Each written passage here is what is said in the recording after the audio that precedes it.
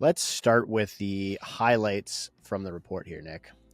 Yeah, for sure, Dan. So the rental market conditions across Canada's large urban centers remained tight despite lessening market pressures in some of these centers due to record level growth in supply outpacing strong demand. The average vacancy rate, for instance, for purpose-built rental apartments rose 2.2% in 2024 from 1.5% in 2023, still remaining below the 10-year historical average. Yeah, it's interesting from my perspective because they talk about rents slowing, but they don't talk about rents falling, although, we've already covered this on the show from the rentals.ca report. I would say their data, like this is Q3 data from the report, so I would caveat with that. There are some good takeaways for what's happening in a lot of the markets, but it does lag a little bit from my perspective. Yeah, for sure. I mean, we know that most data like this, any real data worth covering, lags because it has to be collected and then put out. And just on that Toronto piece, though, I can't help myself. I live in a great place here in Toronto, but I have been, just out of curiosity, because you see the headlines, I've been looking at a lot of Toronto rentals recently just for fun. And not only are there thousands available, but they're actually, dare I say, reasonably priced compared to some of the stuff we've seen in the last couple of years. Yeah. I think I would say rents have been falling for several months in a row in certain markets. And so again, I do think that there is a relatively large lag in a lot of the data that we're seeing here on this CMHC report. So I would just caveat with that. And we've observed this as well when we talked about how the Bank of Canada is kind of using CMHC data, probably because they're government agencies. They share data. They operate based on the data that the government has collected for them. They are saying rent inflation is up in their calculations of CPI, yet I would say rent inflation is probably down on a year-over-year basis given rents are falling. So it does say in the highlights, average rent growth slowed with rents for two-bedroom units rising by 5.4%, down from the record 8% in 2023. And again, this is Q3 over Q3. So a lot of the falling in rents that we've observed on the rentals.ca data set, and I'll give a little bit of context from that report as well later in the episode. But a lot of the rents that we've seen falling have happened in Q4, right? October, November, December, rather than in Q3, which is when this is from. Rents increased by 23.5% when units turned over, which is close to 2023 rates. So that means basically if you, like what you just described, Nick, if you turned over, if you left, you might actually be paying above market rent if rents are falling. And so if it turned over, that owner might actually be realizing lower rents. But the cumulative increase in rents over the last little bit, let's say you were there for 3 or 4 years and your rents didn't climb as much, and you're in maybe a market like Calgary or something like that, rent hikes on turnover units accounted for more than 40% of the overall rent increase that's being observed. So that's where a lot of that data is coming from. Yeah, it's really interesting. It really seems kind of like a time and a place thing. I mean, rents have been so all over the place in the last couple of years, right? Before COVID, rents were high, and then there was that period of COVID where you could get COVID rentals where people were paying, 10, 20, 30%, in some cases less than what, quote unquote market rent would be. Then it was just going up and up and up. And but again, we've seen a lot of these landlords who own rental properties suffer and lose money because of interest rates and variable rates. So it just becomes a very complex situation. Now, despite the slowdown in rent growth, rental affordability remains strained. The increase in rental stock was driven by newly completed higher priced units, which were unaffordable for many renters and primarily served higher income households. Yeah, so let's elaborate a little bit on the rent prices slowing, which has obviously been a welcome shift for renters and a concerning metric for some landlords and property owners who've been relying on inflated rent prices or cash flow, or were underwriting their deals when they started at lower vacancy rates, which we're going to get to when we talk about Calgary. One of the big observations in vacancy that scares me. But so I'm going to pull up the rentals.ca year over year changes from December just to show you what December looked like, because again, CMHC's report, really good report, but we're using Q3 data here. Vancouver is down 11.6% year over year. Burnaby is down 11.3% year over year. Toronto down 8.5% year over year. Mississauga down 1.9% year over year. Brampton is up 3.9%. And then you've got Burlington up about 1%. Followed by North York, Etobicoke, and Victoria all down. And then Barrie is actually up at 8.9%, and that's number 10 on the list. So I'll leave it at those 10. Those are the top 10 most expensive markets. So this is just where I want to observe the differences in data that we're seeing in that quarter over quarter versus year over year. Yeah, for sure. So, I mean, look, across Canada, rental market conditions overall grew more consistent throughout 2024. Well, we did see most census metropolitan areas, CMAs, see a slowdown in rent growth. There were some notable exceptions. Dan, what was the first one? So Toronto experienced minimal rent growth driven by higher vacancies, low turnover, and rent control. And again, rentals.ca tells us that rents are actually falling currently in the city of Toronto and probably the 905 as well. Purpose-built rental landlords maintained existing tenants with small increases as condo supply expanded, because we are seeing that big flood of supply. You've also got Vancouver and Montreal seeing stronger rent increases than Toronto. Again, maybe not growing massively, but stronger than Toronto due to tighter markets and higher turnover rates, and probably people leaving markets like Toronto in search of affordability. Yeah, speaking of affordability, Ottawa and Edmonton were two CMAs that bucked that trend, with overall rent growth slightly accelerating. Both these areas caught up to provincial averages in 2024 due to the pull factor of affordability, resulting in stronger rental demand with modest increases for those existing tenants and then larger hikes for new ones. Yeah, and Calgary led all major urban centers in rent growth despite slowing in 2024, driven by strong demand. Obviously, fastest growing province on earth. Fastest growing sovereign, I guess, was sub-sovereign, sub-sovereign state or whatever they're calling it. I think 11%. But yeah, I mean, so Calgary, look, it makes sense. I think you are starting to see that roll over, if not even decline, based on some of the data. And I'll check the rentals.ca in a second. Updated rental stock and lack of rent control allowed landlords more freedom to raise rents for both new and existing tenants. Because again, remember, Calgary has kind of a vacancy decontrol, not really a rent control on their rents there. So that's one of the factors where landlords are probably increasing rents if the market's climbing, right? In a market like Calgary where there's no rent control. Yeah, exactly. Do you want to comment on any of these charts or graphics here, Dan, before we keep going?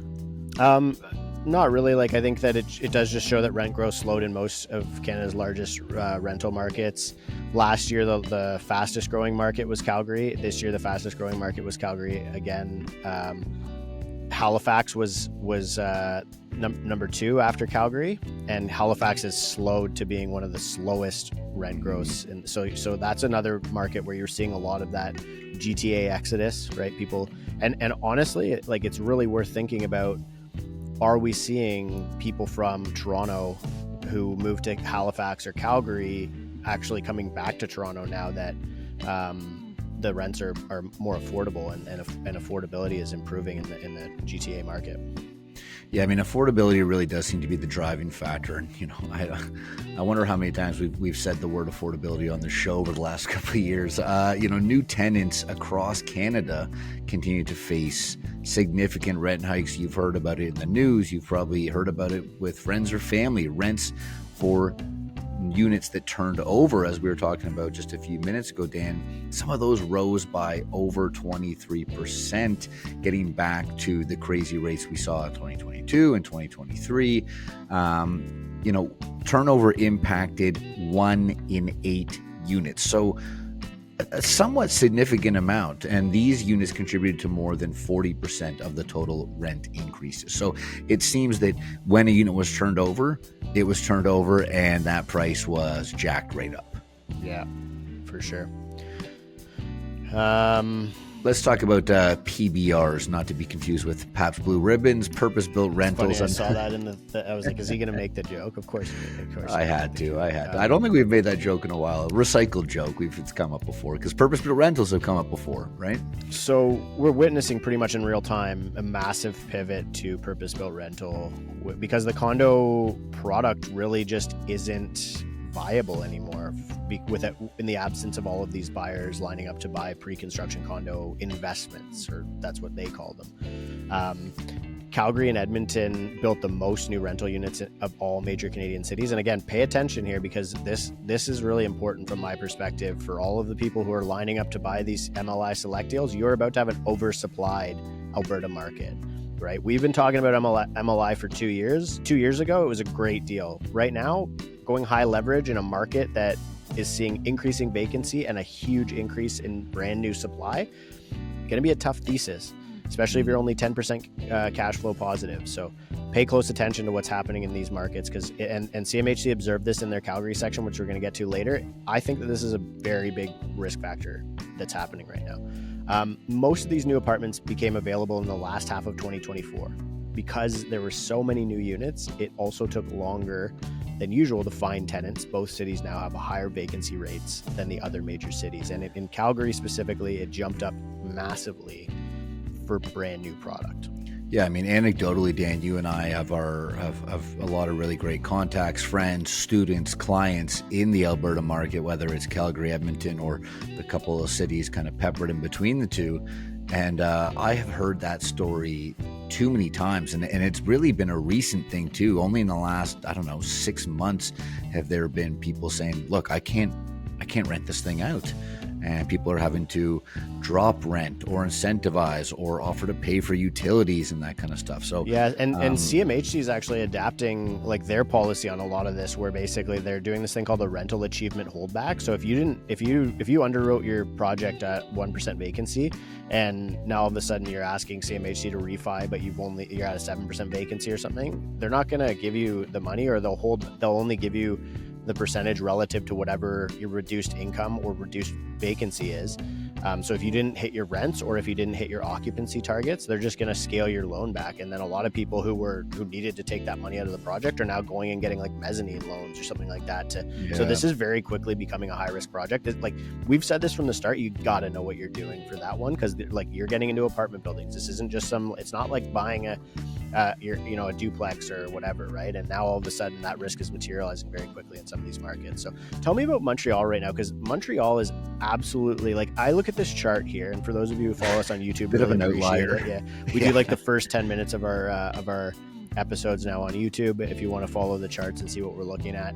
Montreal, absolutely standout performance, and it wasn't just this year, last year as well. But yeah, talk to me about this. Like crazy standout performance. I mean, Montreal led major Canadian cities in new rental apartment constructions in 2024 and in 2023, although 2024 levels were a little bit less than last year. Now, despite high rental demand due to the city's large renter population, longer tenant search times and increased unit availability have pushed vacancy rates up. Looking at this chart here, you could take any two other cities in Canada, like the two other biggest ones, yeah. Any two other cities in Canada, and add them together, and they wouldn't have more purpose-built rental supply than Montreal. So before I talk about Ottawa, let's just look at some of the numbers here. Okay, so purpose-built rental apartment completions in 2023 for Montreal, almost 17,500. Okay, Ottawa, just over 3,000. Toronto, just over 6,000. Even sexy Edmonton and Calgary, just under 4,000 and just over 4,000. 2024, similar story. We've got Montreal drastically, like more than doubling anything else with 14,000. So down a few thousand units. But if we look at like Ottawa, again, basically same thing, 3,700 units. Toronto, just under 6,000. Calgary, just under 7,000. And Edmonton, just over 6,000. Whereas again, we see, 14 and 17,000 units here in Montreal. So yes, as you said, Dan, do whatever Montreal's doing, take a page out of their book. Let's talk about the capital for a quick second here. Ottawa, record rental completions, increased vacancy rates. While many Ottawa renters live in low-rise buildings, if you know the Ottawa skyline, you know there's not a ton of large skyscrapers there. So fewer low-rise completions in 2024 shifted demand to purpose-built rentals through supply growth. Those supply growth exceeded this increased demand. So pretty similar story there. Yeah, for sure. It's the same story, I think, in Ottawa as it is in almost every market, maybe save for like I think Edmonton. Affordability conditions haven't really improved. Maybe Toronto too, you're seeing some improvement. Yeah, some light improvement. Record rental housing completion construction in 2024 produced primarily high-end units, obviously. The only people that could afford those were high-income earners, right? So despite slower rent increases, affordability worsened as rents outpaced wage growth for the primary age of renters, which is that 25 to 44 demographic. This is interesting from my perspective because this really highlights how we have a structural problem with the way housing is created in Canada. Like, you know, Ottawa, let's use it as an example. People were building MLI projects and they were getting some affordability points in a market like Ottawa because incomes were really high. But in order to do that, all of their affordable units typically were super small, right? Same thing in Calgary. All of your affordable units were typically small basement apartments. So people were getting the affordability piece in by building units that wouldn't rent for a lot anyways. And the cost of construction, the cost of bringing a new project to the market is so expensive that these developers have to be building units that can rent at, like this report observes, high-end rents in order to be affordable to high-income earners. So it really highlights a structural problem. Until we see construction cost deflation or demand destruction, which, fascinating piece of the puzzle, I've heard developers tell me that they're expecting construction costs to continue to inflate this year because this is crazy. This is the first thing I've actually ever seen where we're seeing imported inflation, basically. So what's happening is if you're buying steel, I think steel's subject to tariffs, but anything that's not subject to tariffs, basically, that you could be using to build a building in Toronto, they're just taking it down to upstate New York or New York City or whatever, because it's cheaper for the people from the US to buy it at a 69-cent Canadian dollar, even with tariffs, than it is to buy it in the US. Tariffs, the most beautiful word in the dictionary, but also a very dangerous word if you are a Canadian at this point. So late rent payments, they go on to say in the report, decreased slightly, but we're still much higher than late mortgage payments. This shows that renters are having a hard time keeping up with their monthly payments compared to homeowners. And I would say, and you're going to talk about this a little bit in Ontario, we've been saying for the past several months as unemployment really started to ramp up, the biggest risk you're going to have as an investor and as an owner, whatever it is unemployment rising and seeing those monthly rent payments and late rent payments and delinquencies rising. It's going to be a big theme. That's going to be the theme in 2025. Yeah. That's the risk that you need to manage. Acquisition risk, not as high as it was in the last 2 years. Legislative risk, market risk, etc. To me, that's really the big risk is non-payment from unemployment. And how do you work with somebody when they don't have a job, right? You're not going to want to be the bad guy. So this is one of those really tough moments where it's going to be a very, very challenging market from my perspective. Yeah, I mean, it goes back to that HOPE acronym that we've talked about so many times, Dan, right? The E standing for employment and then everything lags after that. Now, the good thing is that if we follow that acronym, housing is the first thing to recover, but, who knows when that recovery will happen. Now, I think and you can see the housing market, like the housing economy recovering, right? So we're seeing more deals taking place.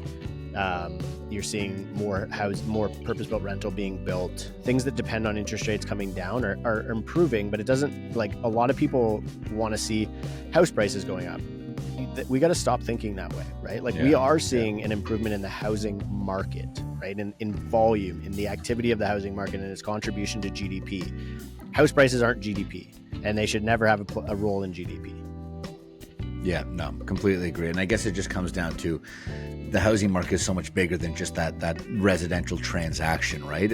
But anyways, as we were just talking about rents, here in Ontario, the highest that has the highest rent arrear rates, which likely comes from the biggest city in Ontario, biggest city in Canada, Toronto, where things are tough for a lot of people, reflecting ongoing affordability challenges. And this doesn't make it any better. That huge backlog at the landlord and tenant board has prolonged all these issues, and the resolutions of these arrears cases. And Dan, you have been one of the people suffering from the lack of movement at the LTV, and you are just one of tens of thousands of people, whether it's bad landlords or bad renters taking advantage of the system. For sure. So I would say this year generally has shown that simply increasing supply is not enough to solve immediate affordability problems. We obviously need policies that address both supply limitations and affordability issues facing low to middle income earners, because as you start to see this greater and greater disparity and evolving in the markets, like that starts to destabilize the not just the economy, but the society, right? So you start to see civil unrest, people feeling disenfranchised, and that's where you kind of go from, that's where you really start to feel that recession set in. You can see it in Canada, you can see it across the Western world right now. So you can see, you can really, it's less seen, you can feel it, it's almost like it's a, you can feel it around you, just like this, and that feeling that goes back to that sentiment, right? For sure. Okay, so I guess now we're going to start our cross-country journey from Victoria on the west coast to Halifax on the east coast. So let's dive in. Are we hopping back in our fake private jet here? Is this? No, this is recession year. I think we're taking the train. Maybe hitchhiking actually this year. All right. So what we're going to do is take a look at 18 major markets that are covered in this report and look at a few key points. We'll look at rents, vacancy rates, overall market activity and performance.